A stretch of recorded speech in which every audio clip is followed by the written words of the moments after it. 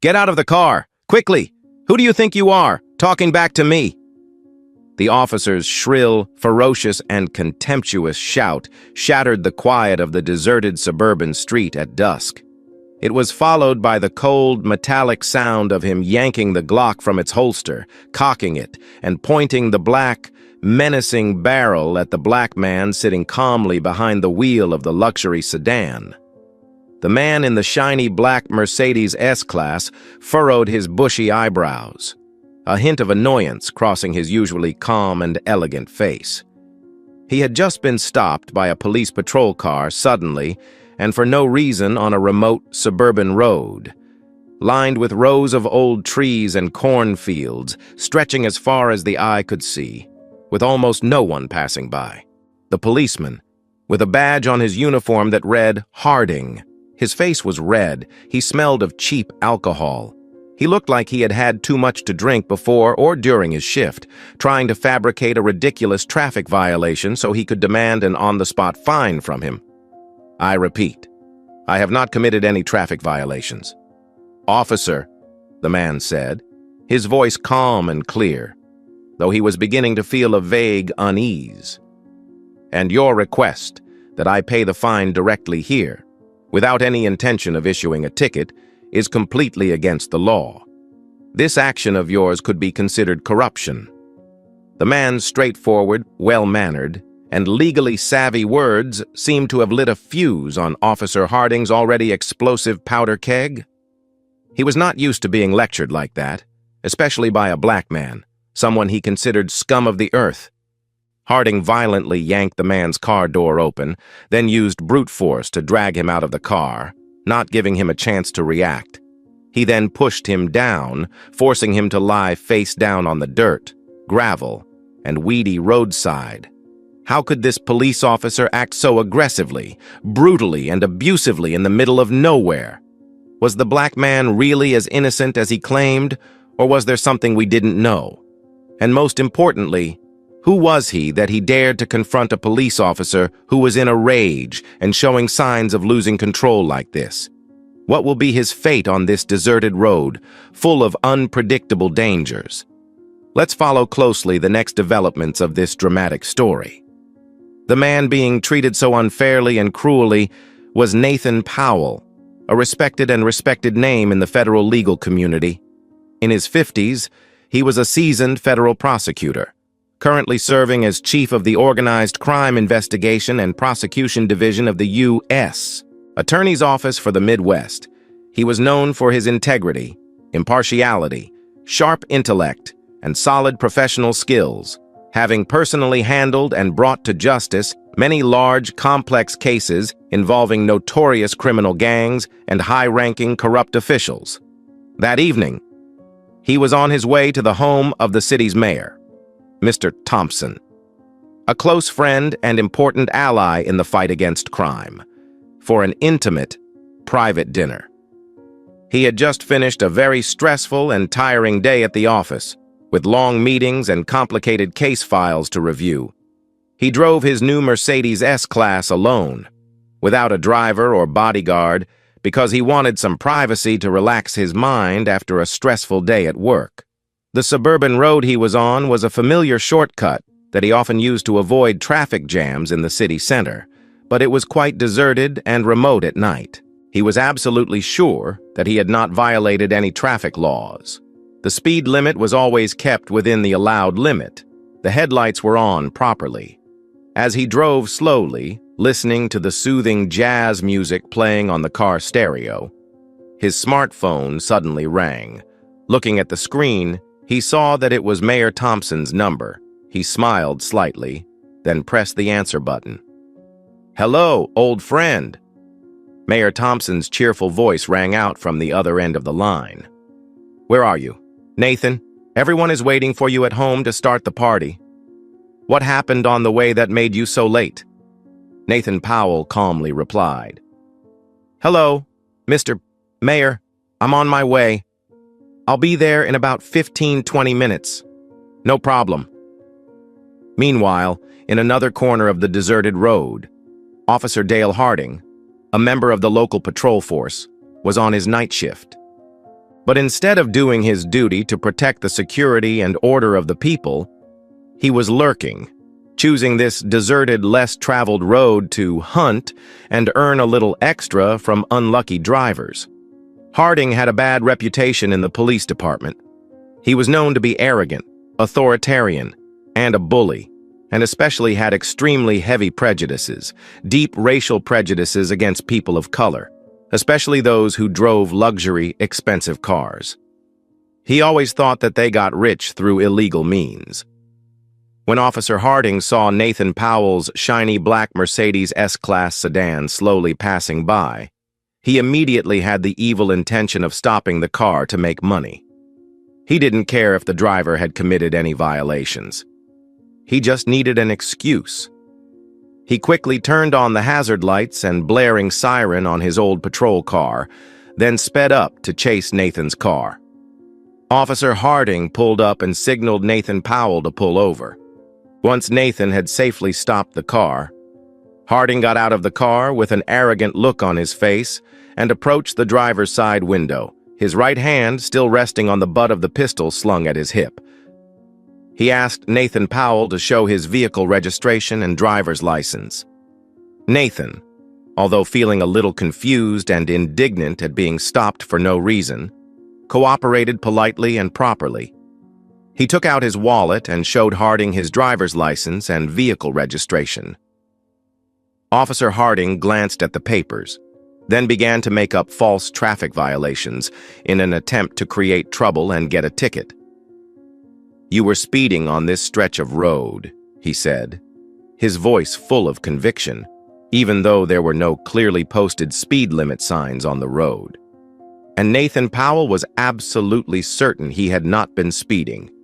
And a moment later, he pointed to the back of Nathan's car and said, "It looks like one of your taillights is missing. That's a serious traffic violation." Nathan Powell remained surprisingly calm. He calmly explained that he had not been charged with a speeding violation, that his Mercedes had been serviced less than a week earlier, and that all the lights were in perfect working order, with no problems whatsoever. He even suggested that Harding could do a more thorough inspection.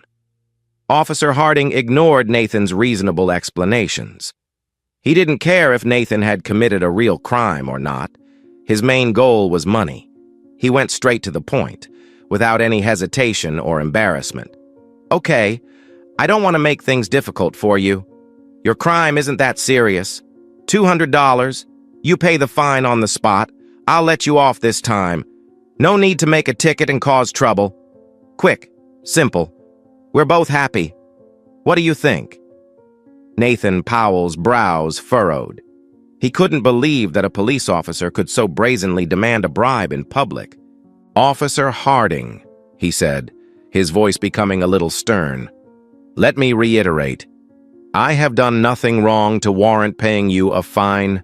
Furthermore, your request to pay the fine directly here without any intention of issuing a ticket is completely against the law. This behavior of yours, if discovered, could be considered corruption, accepting bribes." Nathan Powell's straightforward, correct, and knowledgeable words about the law made Officer Harding feel extremely surprised and angry. He was not used to being lectured like that, especially by a black man, someone who in his eyes was just scum of society without any value. He felt that his authority was being challenged, seriously disrespected. "What did you say? You dare say I'm corrupt?" Harding roared like a cornered animal, his face red with anger and shame at being hit in the heart. "Who the hell are you to talk to a police officer on duty like that? You black people always pretend to know the law so you can fight the police, to cover up your crimes." He began to spew out racist slurs without restraint, deliberately provoking and humiliating Nathan Powell. Nathan Powell tried to keep his composure, even though anger was starting to burn inside him. But his voice was now stern and authoritative. "Officer Harding, I ask you to maintain the proper demeanor of a law enforcement officer. Your actions and words right now have crossed the line of what is expected of a police officer. I will remember your badge number and will be reporting this incident to your superiors and even the City Police Oversight Board. Nathan Powell's threat to report him to his superiors was the final trigger, igniting Officer Harding's furious rage. He felt he was being challenged, severely humiliated by a savage he despised. He could not allow a savage to lecture him, to threaten him like that. "You dare threaten me again, you son of a bitch?" Harding shouted, his voice cracking with anger. Then, without a moment's thought or consideration for the consequences, he suddenly pulled his Glock 17 from the holster on his hip, cocked it, and pointed the cold, black, deadly barrel straight at Nathan Powell. "Get out of the car! Put your hands above your head! Hurry, or I'll blow your brains out!" Nathan Powell, although extremely surprised, shocked and angry at Officer Harding's reckless and out-of-control actions, but with his extensive experience in dealing with dangerous criminals and reckless people, he knew that the most important thing at this moment was not to provoke a man who was in a frenzy and had a weapon in his hand. He slowly and carefully opened the car door, then slowly stepped out as requested by Harding. As Nathan Powell stepped out of his car, Officer Harding gave him a hard jab with the butt of his rifle, sending him staggering and nearly falling. He then gave Nathan a hard kick in the back of the leg, sending him sprawling face down on the gravel, dirt, and jagged sharp weeds of the road. He pressed his thick knee into Nathan's back, causing him to feel excruciating pain and struggle to breathe. Then he pressed the cold, gunpowder-smelling barrel of the rifle against the back of Nathan Powell's neck. "Let me see if you can still be stubborn and put on airs." "Nigger," Harding hissed through gritted teeth, his voice full of glee and triumph. He began to use his rough hands to search Nathan Powell's pockets, pretending to be looking for weapons or drugs. But in reality, his main purpose was to search for money, for anything of value that he could take. Just as Officer Harding was eagerly and passionately searching Nathan Powell, the new smartphone in Nathan's jacket pocket suddenly rang loudly.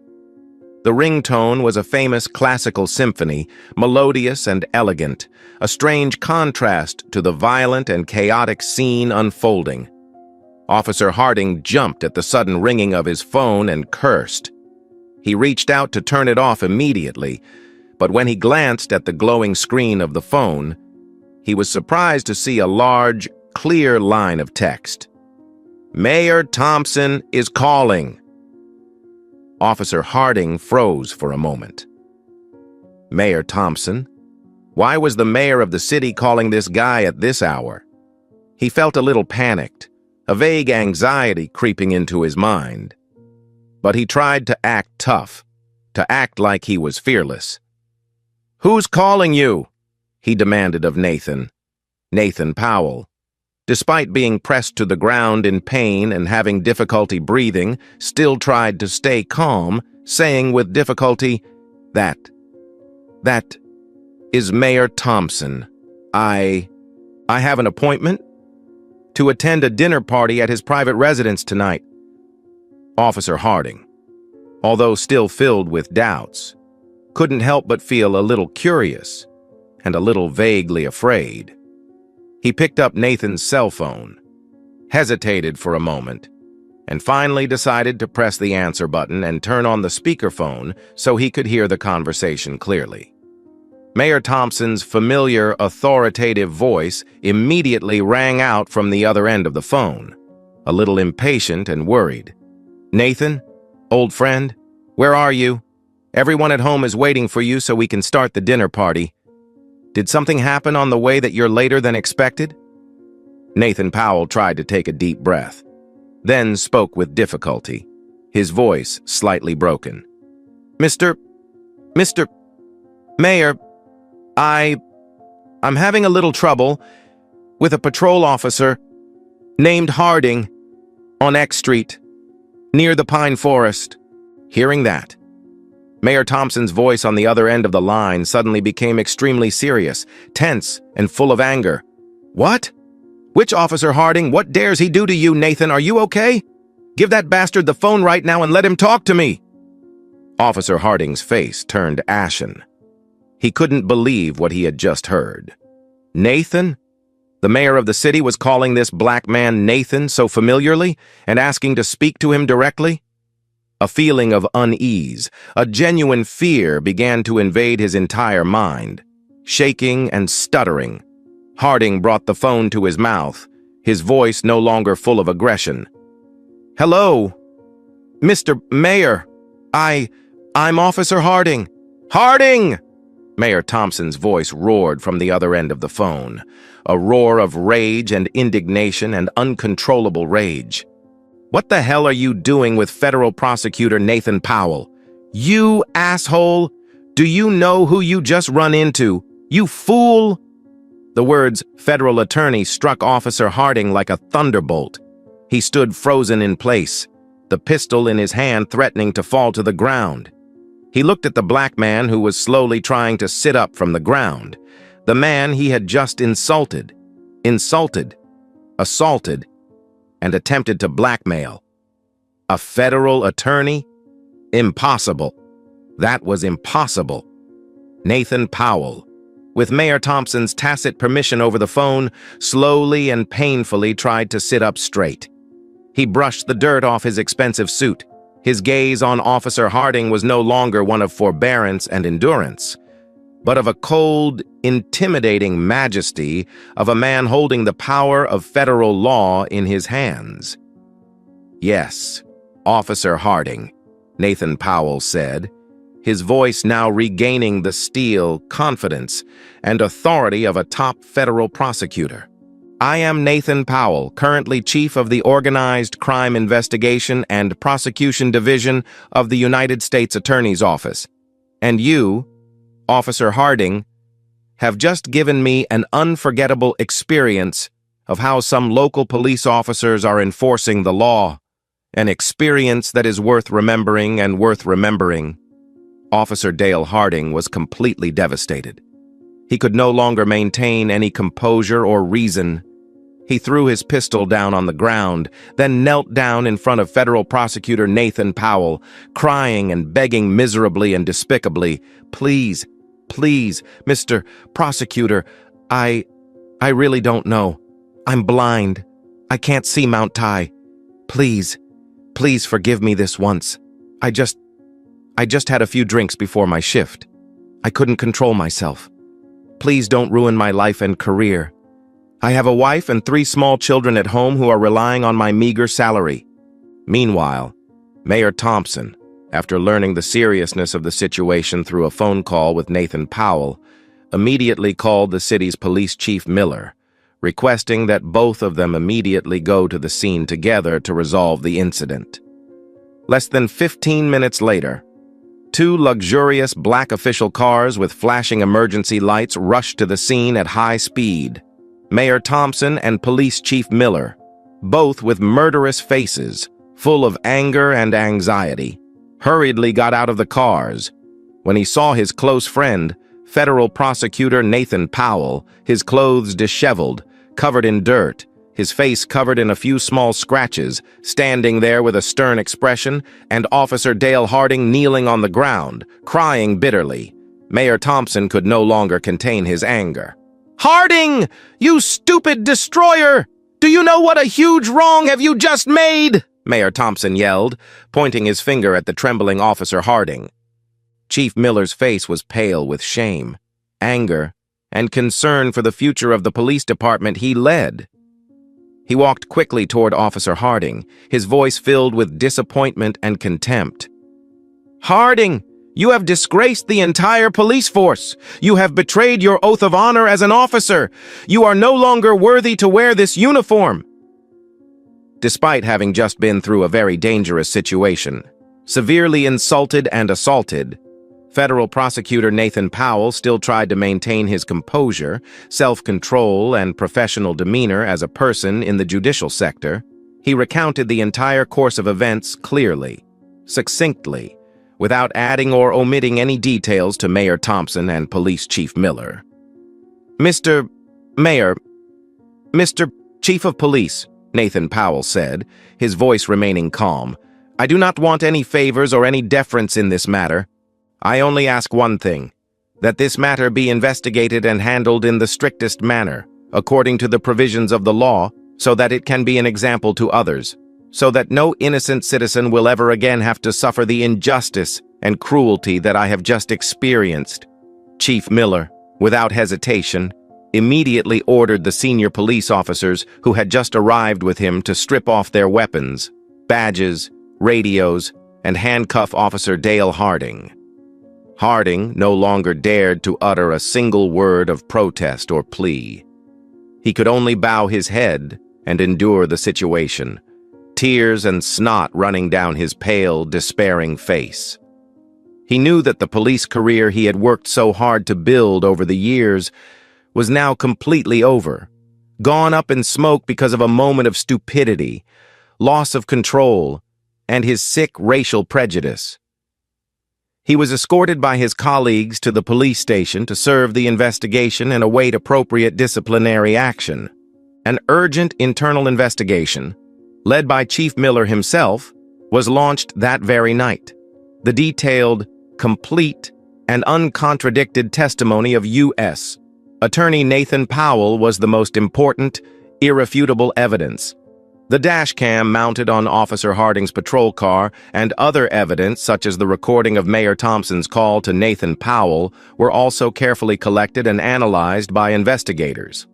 Officer Harding's personal and work history were also carefully reviewed, showing that he had been repeatedly complained about by citizens for his arrogant, authoritarian attitude, abuse of power, and similar racist behavior in the past, but for unknown reasons, all of those incidents were either lightly dismissed or were only disciplined at the level of reprimands and warnings that were not enough of a deterrent. With such clear and undeniable evidence, and with immense pressure from the federal prosecutor's office as well as the city mayor himself, the police department's disciplinary board had to hold an emergency meeting the very next day to review and make a final decision on Officer Dale Harding's case. The decision was made quickly and decisively. Officer Dale Harding was immediately and permanently dismissed from the police force for extremely serious violations of professional ethics, blatant abuse of power, corruption, bribery, and especially unacceptable racist attitudes and behavior towards citizens. In addition to being fired and losing all benefits and honor, Dale Harding could also face serious criminal charges if the federal prosecutor's office decides to formally prosecute the case. The case of Officer Dale Harding has caused a great shock throughout the entire police force of the city. It has become a stern warning, a painful lesson for all those who are or will intend to abuse power, have an arrogant attitude, or have discrimination against the people. Police Chief Miller, after this incident, had to publicly apologize to the U.S. Attorney Nathan Powell and the entire city.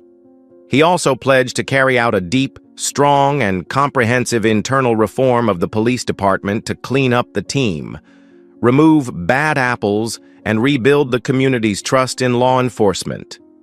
For federal prosecutor Nathan Powell, although the incident was an extremely unpleasant, unforgettable, and dangerous experience, it also showed him more clearly than ever the painful problems and weaknesses that really exist in the law enforcement system that he and his colleagues are working day and night to improve, to make it better and fairer. The lesson from this dramatic and surprising story is clear and undeniable. Power, if not strictly controlled and monitored, can easily corrupt people, turning those who are supposed to protect the law into those who trample on the law. Discrimination, corruption, and arrogance are poisonous tumors that need to be resolutely cut out of the body of society. And sometimes, ironically and unexpectedly, justice comes through unexpected phone calls from people who no one can predict. What do you think about the immediate dismissal of Officer Dale Harding in this case? Is it enough to ensure justice for the victim and deter similar behavior in the future? Or is there a need for more severe sanctions, such as criminal prosecution, if you were U.S. Attorney Nathan Powell after the matter was resolved? Would you call for criminal prosecution of Officer Harding, or would his dismissal and loss of honor and career be an appropriate punishment? Does this story give you any hope or concern about the abuse of power and discrimination that still persists in today's society? And what do you think each of us, as ordinary citizens, can contribute to building a just, law-abiding society that does not tolerate such wrongdoing?